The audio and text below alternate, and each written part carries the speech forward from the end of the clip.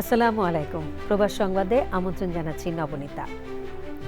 আর শুরুতেই জানিয়ে দিচ্ছি প্রবাস সংবাদ শিরোনাম। সোমবার সন্ধ্যা 6:20 সিঙ্গাপুরে পৌঁছেছে হাদিকে বহনকারী এয়ার অ্যাম্বুলেন্স। সিঙ্গাপুর জেনারেল হাসপাতালে চলছে পরবর্তী চিকিৎসা। বিদেশি বিনিয়োগ ও দেশীয় পণ্য রপ্তানি বাড়ানোর চেষ্টায় বাংলাদেশ। সৌদি বাংলাদেশ কূটনীতির 50 বছর পূর্তিতে জেদ্দায় মেড ইন বাংলাদেশ এক্সপো।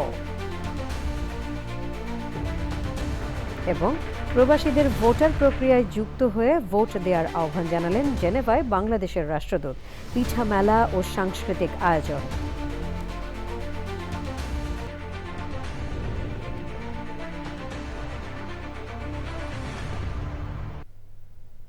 সংবাদ শিরোনামগুলো জানাচ্ছিলাম। এখনকার এই সংবাদ আয়োজন একই সঙ্গে চ্যানেল আইয়ের ইউটিউব চ্যানেল এবং চ্যানেল আইয়ের ওটিটি প্ল্যাটফর্ম আই স্ক্রিনে লাইভ স্ট্রিমিং হচ্ছে। যাচ্ছি পুরো সংবাদে। ঢাকা ৮ আসনের সম্ভাব্য স্বতন্ত্র প্রার্থী শরীফ ওসমান বিন হাদির চিকিৎসা চলছে সিঙ্গাপুর জেনারেল হাসপাতালে। সন্ধ্যা 6:20 সিঙ্গাপুরে পৌঁছেছে হাদিকে বহনকারী এয়ার অ্যাম্বুলেন্সটি। আরও জানাচ্ছেন মির্জা ইমতিয়াজ। সোমবার দুপুর 1:55 হজরত শাহজালাল আন্তর্জাতিক বিমানবন্দর থেকে শরীফ ওসমান হাদিকে বহনকারী এয়ার অ্যাম্বুলেন্সটি সিঙ্গাপুরের উদ্দেশ্যে ঢাকা থেকে রওনা দেয়। স্বাস্থ্য ও পরিবার কল্যাণ মন্ত্রণালয় বিষয়ক প্রধান উপদেষ্টার বিশেষ সহকারী ডক্টর সাইদুর রহমান জানান, সিঙ্গাপুরে নিযুক্ত বাংলাদেশের হাই কমিশনার হাদির চিকিৎসার সার্বিক বিষয়ে তত্ত্বাবধান করবেন। ওনার গুলিবিদ্ধ যে মস্তিষ্ক, সেটা ছাড়া বাকি অর্গানগুলো আল্লাহর রহমতে বলা যেতে পারে কিডনি, হার্ট এবং রেসপিরেশন, এই তিনটি ক্ষেত্রে এখন পর্যন্ত এটাকে নিয়ন্ত্রণযোগ্য এবং বিভিন্ন ওষুধ এবং অক্সিজেনের মাধ্যমে সেগুলোকে মোটামুটিভাবে এখন পর্যন্ত নিয়ন্ত্রণ করা যাচ্ছে। এর আগে হাদির স্বাস্থ্য প্রসঙ্গে ব্রিফ করেন ডক্টর আব্দুল আহাদ। দেশের সাথে খুব বেশি হয়তো পার্থক্য হবে না, তবে আমরা দেখেছি যে বাংলাদেশের যে ইনফেকশন যে রেট, বিভিন্ন অপারেশন থিয়েটারের যে ইনফেকশন রেট বাংলাদেশেরটা কম্পারেটিভলি বেশি, সিঙ্গাপুরে সেটা কম। আউটকামের ক্ষেত্রে আসলে আমি যদি ডক্টর হিসেবে বলতে চাই তাহলে হয়তো খুব বেশি আশা আমরা দেখতে পাচ্ছি না। তার নিউরোসার্জিক্যাল যে রেসপন্সটা প্রথম যেভাবে আছে ঠিক এখনও হিসেবে আছে। ওসমান হাদির সঙ্গে তার পরিবার থেকে আছেন তার বড় ভাই ওমর বিন হাদি ও ইনকিলাব মঞ্চের প্রতিনিধি আমিনুল হাসান ফয়সাল। Mirza Imtiaz, channel I, Dhaka. বিদেশি বিনিয়োগ, দেশীয় পণ্য রপ্তানি বাড়াতে বিভিন্নভাবে চেষ্টা চালাচ্ছে বাংলাদেশ। সৌদি আরবে গত 1 বছরে 6টিরও বেশি আন্তর্জাতিক বাণিজ্য মেলায় অংশ নিয়েছে বাংলাদেশ। এছাড়া বাংলাদেশ সৌদি আরব কূটনীতির 50 বছর পূর্তি উপলক্ষে সৌদি আরবের জেদ্দায় মেড ইন বাংলাদেশ এক্সপোর আয়োজন করা হয়েছে। জেদ্দা থেকে MY আলাউদ্দিন জানাচ্ছেন। সৌদি আরবের সাথে বাংলাদেশের কূটনীতিক সম্পর্কের 50 বছর পূর্তি উপলক্ষে দুই দেশের মধ্যে সম্পর্ক উন্নয়ন, ব্যবসা বাণিজ্য, জনশক্তি রপ্তানি, আবাসন শিল্পে বিদেশি বিনিয়োগ আকৃষ্ট করার লক্ষ্যে প্রথমবারের মতো জেদ্দায় শুরু হয়েছে 3 দিনব্যাপী মেড ইন বাংলাদেশ এক্সপো। আমাদের যে মেড ইন বাংলাদেশ যে মেলা হচ্ছে, 3 দিনব্যাপী মেলা চলগুলি ঘুরে দেখলাম। এখানে বাংলাদেশের যে প্রোডাক্টগুলো আছে, এই প্রোডাক্টগুলো যেন কিংডমের মাটিতে, সৌদি আরবের মাটিতে দেশে দেশে বাংলাদেশি পণ্য ও ট্যুরিজম খাতকে মধ্যপ্রাচ্যের বাজারে আরও পরিচিত করার লক্ষ্যে জেদ্দা এই প্রদর্শনীর আয়োজন। সৌদি আরবে এখন ট্যুরিজম ডেভেলপমেন্ট করা হচ্ছে, আবাসন ডেভেলপমেন্ট হচ্ছে, কনস্ট্রাকশন হচ্ছে। তো সেক্ষেত্রে বাংলাদেশ এবং সৌদি আরব দুটি দেশের মধ্যে দৃঢ় বন্ধুত্ব বজায় রাখতে গেলে আমরা মনে করি আমাদের সকল ক্ষেত্রে, শুধুমাত্র প্রোডাক্ট নয়, সার্ভিসের ক্ষেত্রেও আমাদের দুই দেশের মধ্যে বন্ধন বজায় রাখা জরুরি। বাংলাদেশের পণ্যের মান, বৈচিত্র্য ও প্রস্তুতি আরও শক্তিশালী করার পরামর্শ সংশ্লিষ্টদের। বাংলাদেশের পণ্যের মান খুবই ভালো। আমার পরামর্শ থাকবে, বর্তমান বিশ্ববাজারের সাথে প্রযুক্তির যে উৎকর্ষ রয়েছে তাকে কাজে লাগিয়ে এগিয়ে যেতে। আমরা চাই বাংলাদেশে আরও বিনিয়োগ করতে। বর্তমান সরকারকে সাধুবাদ জানাই, তারা খুবই ভালো কাজ করছে। সৌদি আরব বাংলাদেশের কূটনৈতিক সম্পর্কের 50 বছরকে স্মরণীয় করে রাখার জন্য জেদ্দা বাংলাদেশ কনস্যুলেটকে ধন্যবাদ জানায়। উদ্বোধনী অনুষ্ঠানে ছিলেন মেড ইন বাংলাদেশ এক্সপোর আয়োজক এবং বাংলাদেশ গ্লোবাল ট্রেড প্রমোশন কাউন্সিলের chairman Mohammad Liton Ahmed, consular ASM Sayem, consul Haj Aslamuddin, councillor Haj Mohammad Kamrul Islam, Saudi আরবের chamber and commerce and industries এর নেতৃবৃন্দ, কনসুলেটের কর্মকর্তা, সৌদি আরবের বিভিন্ন বিজনেস অ্যাসোসিয়েশনের নেতৃবৃন্দ ও কমিউনিটির বিশিষ্ট ব্যক্তিবর্গ। ইউরোপ আমেরিকার পর মধ্যপ্রাচ্যের বাজার দখল করতে যাচ্ছে মেড ইন বাংলাদেশ নামে রপ্তানিমুখী পণ্য। বাংলাদেশ সরকারের এমন প্রচেষ্টা অব্যাহত থাকবে এমনটাই মনে করছেন সংশ্লিষ্টরা। সৌদি আরবের জেদ্দা থেকে MY আলাউদ্দিন, চ্যানেল আই। কাতারে রেস্তোরাঁ ব্যবসায় এগিয়ে যাচ্ছে বাংলাদেশি প্রবাসীরা। এর আগে যেখানে ভারত পাকিস্তানের রেস্তোরাঁ ব্যবসা ছিল সবার উপরে, এখন সেখানে বাংলাদেশি খাবারের দারুণ চাহিদা। সেই সুযোগটি কাজে লাগিয়েছেন বাংলাদেশি ব্যবসায়ীরা। কাতারের দোহা থেকে মেহেদী হাসান জানাচ্ছেন। বাংলাদেশি বাহারি মুখরোচক সুস্বাদু খাবারের চাহিদা দিন দিন বাড়ছে কাতার জুড়ে। ভারত, পাকিস্তানি, নেপালি, শ্রীলঙ্কা এমনকি আফ্রিকার অনেক দেশের অভিবাসীরাও বাংলা খাবারের স্বাদের আকৃষ্ট হচ্ছেন। এর পরিপ্রেক্ষিতে বাংলাদেশি মালিকানাধীন রেস্তোরাঁর সংখ্যা যেমন বাড়ছে, তেমনি বাংলাদেশি শ্রমবাজারেও সাড়া পড়েছে। কাতারের দোহায় নাজমা বাংলাদেশি শ্রমিক অধ্যাসিত এলাকা। সেখানে যাত্রা শুরু করছে নতুন নতুন রেস্তোরাঁ। আমি একজন সাউথ কোরিয়া প্রবাসী। আমি সাউথ কোরিয়া থেকে কাতারে আসছি, আসলে তো ব্যবসা বাণিজ্যের জন্য আসছিলাম আর কি। ইনশাল্লাহ চেষ্টা করব বাংলাদেশি সব ধরনের খাবার এবং সব ধরনের সুস্বাদু খাবার পরিবেশন করার জন্য। প্রবাসীরা মনে করছেন খাবারের গুণগত মান ধরে রাখতে পারলে রেস্তোরাঁ ব্যবসায় কাতারে বাংলাদেশিরা থাকবে অগ্রভাগে।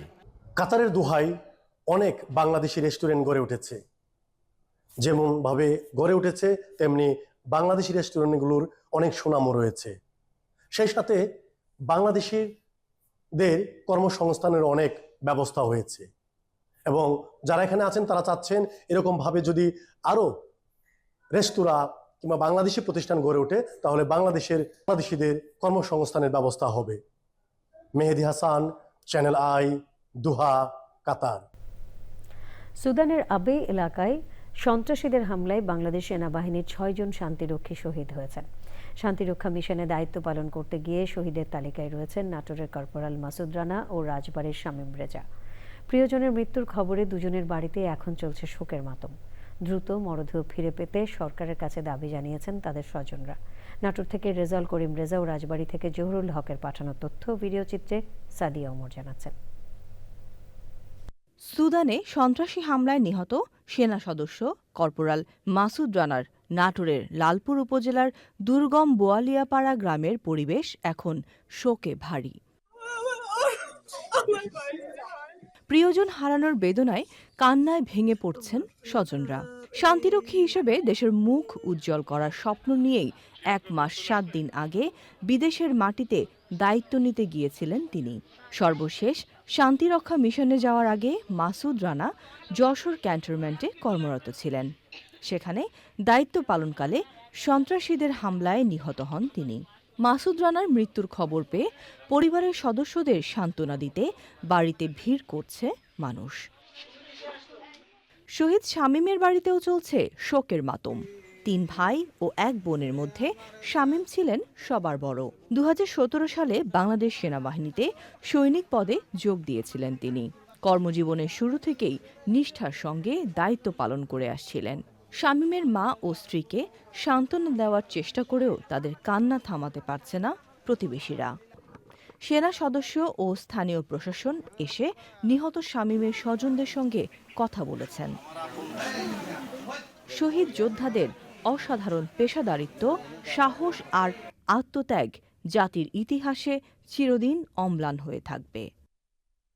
Sadia Omar, channel I. অস্ট্রেলিয়ার সিডনির বন্ডি সমুদ্র সৈকতে ইহুদি ধর্মাবলম্বীদের হানুকা উৎসবে গুলিতে নিহতের সংখ্যা বেড়ে 15 জনে দাঁড়িয়েছে। আহত হয়েছেন কমপক্ষে 40 জন।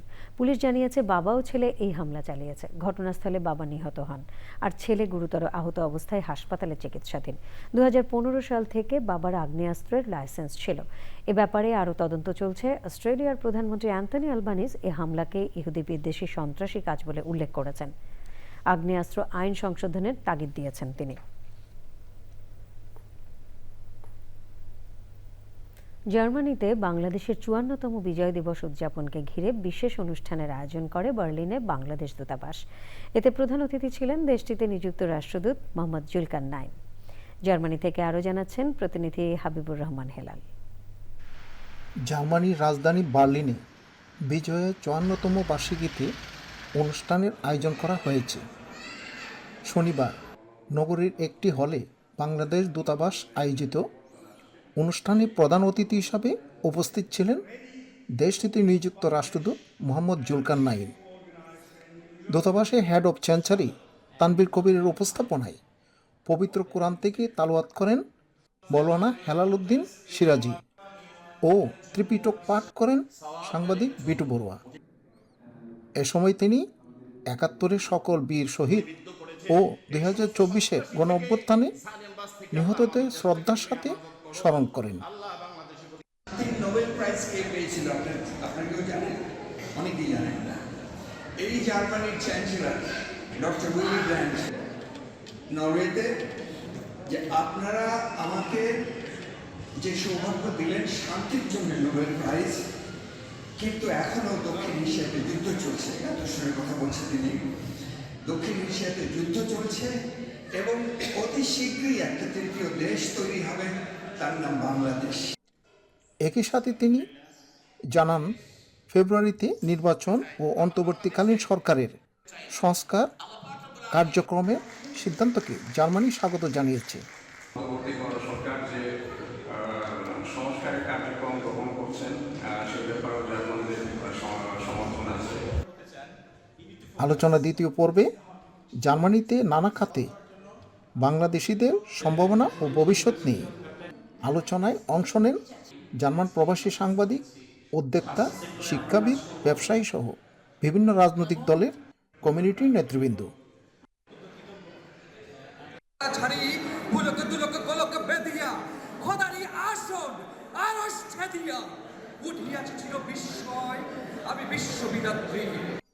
অনুষ্ঠানে দূতাবাসের অন্যান্য কর্মকর্তা কর্মচারী ছাড়াও মুক্তিযোদ্ধা, বিভিন্ন রাজনৈতিক দলের নেতাকর্মী, প্রবাসী কমিউনিটির নেতৃবৃন্দ ও সর্বস্তরের প্রবাসীরা অংশগ্রহণ করেন।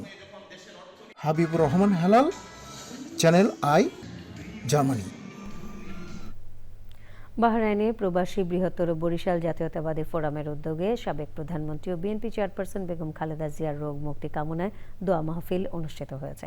অনুষ্ঠানে সভাপতিত্ব করেন ফোরামের সভাপতি রফিকুল ইসলাম আকন। দোয়া মাহফিলটি সঞ্চালনা করেন সিরাজুল ইসলাম চুন্নু। পবিত্র কোরআন থেকে তেলাওয়াত করেন মিজানুর রহমান। অনুষ্ঠানে ছিলেন জাতীয়তাবাদী আদর্শের বিভিন্ন সংগঠনের নেতাকর্মীরা। অনুষ্ঠান শেষে বেগম খালেদা জিয়ার দ্রুত আরোগ্য, সুস্বাস্থ্য ও দীর্ঘায়ু কামনায় বিশেষ মোনাজাত করা হয়।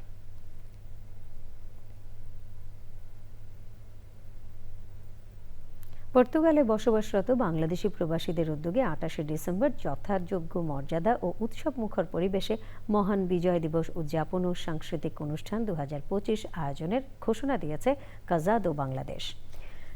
সংবাদ সম্মেলনে সংগঠনের সভাপতি রনি হুসাইন বলেন, গত বছর খোলা মাঠে বিজয় দিবস উদযাপন করলেও এবছর হল প্রাঙ্গণে দিনব্যাপী এ আয়োজন করা হবে।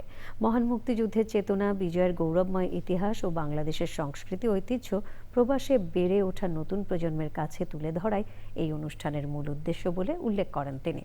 মহান বিজয় দিবসের তাৎপর্য নিয়ে আলোচনা সভা, শিশু কিশোরদের বিশেষ পরিবেশনা, বাংলাদেশী ঐতিহ্য এবং সংস্কৃতি নির্ভর বিভিন্ন স্টল, মনোজ্ঞ সাংস্কৃতিক অনুষ্ঠান সহ ওই অনুষ্ঠান পরিণত হবে প্রবাসী বাংলাদেশিদের মিলন মেলায়। ডেনমার্কের কোপেনহেগেন প্রবাসী বাংলাদেশিদের মসজিদ বায়তুল মোকাররম ডেনমার্কের উদ্যোগে শিশুদের কোরআন তেলাওয়াত ও হামদ নাত প্রতিযোগিতা অনুষ্ঠিত হয়েছে।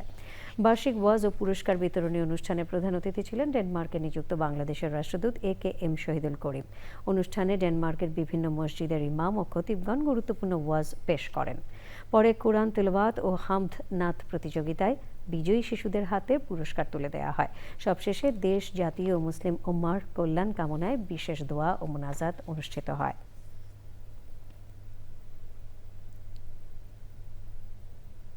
সুইজারল্যান্ডের জেনেভায় বাংলাদেশ স্থায়ী মিশনের রাষ্ট্রদূত নাহিদা সোবাহান প্রবাসীদের ভোটার প্রক্রিয়ায় যুক্ত হয়ে ভোট দেওয়ার আহ্বান জানিয়েছেন।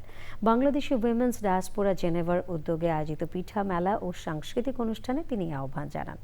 বাংলাদেশ ক্লাব জেনেভার সভাপতি, সাধারণ সম্পাদক সহ আশপাশের শহর থেকে আগত প্রবাসীদের উপস্থিতিতে অনুষ্ঠানটি প্রাণবন্ত উপভোগ্য হয়ে ওঠে। সমবেত কণ্ঠে জাতীয় সঙ্গীত পরিবেশনার মাধ্যমে অনুষ্ঠানের সূচনা হয়। পিঠা মেলার মূল আকর্ষণ ছিল প্রবাসী বাংলাদেশি মহিলাদের হাতে বানানো হরেক রকমের পিঠা। প্রবাসে হাজারো কর্মব্যস্ততার মাঝেও বাংলাদেশি নারীদের হাতে যত্ন সহকারে বানানো নানা রকমের পিঠার সমাহার পুরো হলরুমটি হয়ে উঠে একখণ্ড বাংলাদেশ।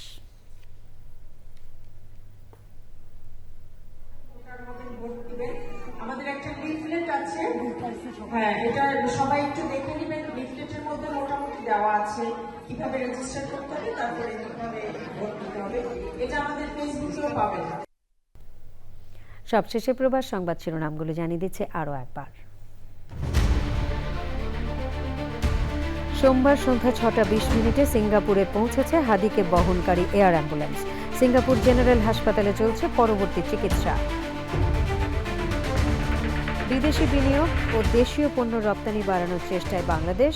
সৌদি বাংলাদেশ কূটনীতির 50 বছর পূর্তিতে জেদ্দায় মেড ইন বাংলাদেশ এক্সপো। এবং প্রবাসীদের ভোটার প্রক্রিয়ায় যুক্ত হয়ে ভোট দেওয়ার আহ্বান জানালেন জেনেভায় বাংলাদেশের রাষ্ট্রদূত। পিঠা মেলা ও সাংস্কৃতিক আয়োজন।